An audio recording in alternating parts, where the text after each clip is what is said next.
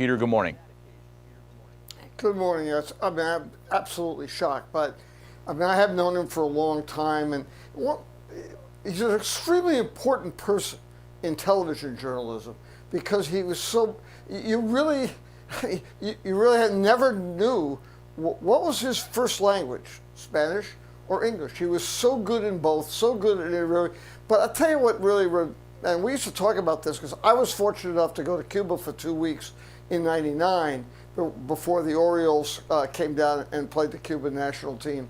And I used to talk to him about, I mean, how we went to a bunch of playoff games in Havana, and we went to this complex where the national team was training. And I said, Pedro, what's great about you is you really have something in common. We love players. Players are not numbers. They are people. And he loved players. And I said, your passion about baseball is exactly as what I felt. It's so pure. All those games I went to in Cuba where people would sit for 4 hours watching games. And it's so delightful. And his joy of it, his pride in his country, in Cuba, which until, really the 60s was one of the great cultures in the Western Hemisphere. And he was very much that way. But he loved it, just being around him a lot as Rio, his son, grew up, was wonderful. And he called me after Rio's junior year in Arizona. He called me. He said, Rio signed he's going to play in a summer league in California, but he's lived in California, he's lived in Arizona. I mean, what do you think about the Cape? I got hold of my good friend Mike Roberts, got him to Katuitt, and he had a good season. The Red Sox drafted him. He had a 2.20 ERA in high A in 2019. I mean, obviously he didn't play last year, but he's got to start in Double-A this year. He's a good left-hander reliever. I mean, there's a possibility he's got to play in the big leagues.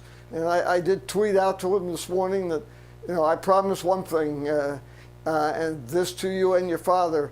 When you finally make it to Fenway Park, I promise I'll be there when you make your debut, because he is every bit, Rio is every bit his father, and it's a wonderful thing. I know you'll be there too, Peter. Hey, Peter, one thing you said early on was you couldn't tell if he spoke English or Spanish first.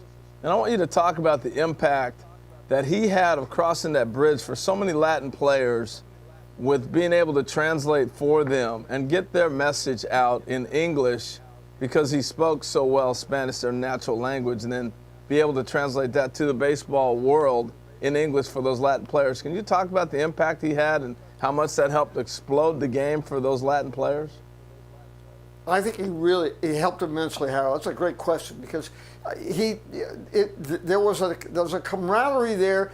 He could explain. He used to explain to me about, okay, this is what this guy's thinking, this is what here. And I remember saying to him, and I think it was the year that, I know it was the year that Manny Ramirez was a rookie. And I had asked him earlier in spring training, do you think one thing I should do for someone who's really shy about going in front of a camera and messing up, should I just really be very careful in explaining that, look, we'll do this until you get the answer right. So, because we'll never show you up. And we're not going to make fun of you. Just keep giving, just keep trying.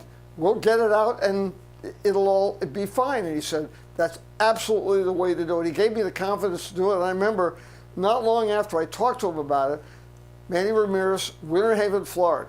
And Manny, even though he grew up in New York, did not really speak very much English.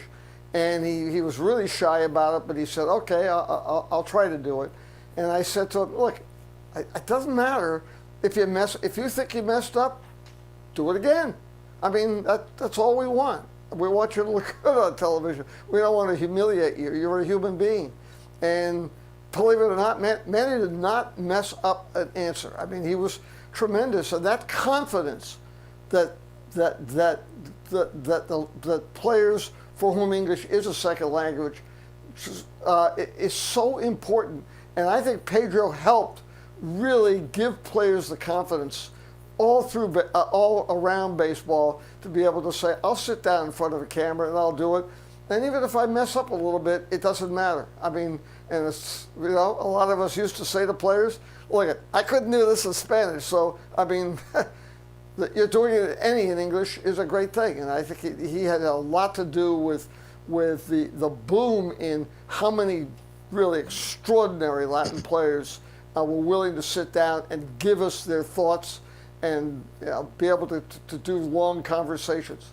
Peter Gammons on the impact and the passing of ESPN's Pedro Gomez. We learned of the sad news last night. Peter, thanks for sharing some of your thoughts and memories on a tough topic, and we hope to visit with you again soon under more pleasant circumstances. Thanks, Peter.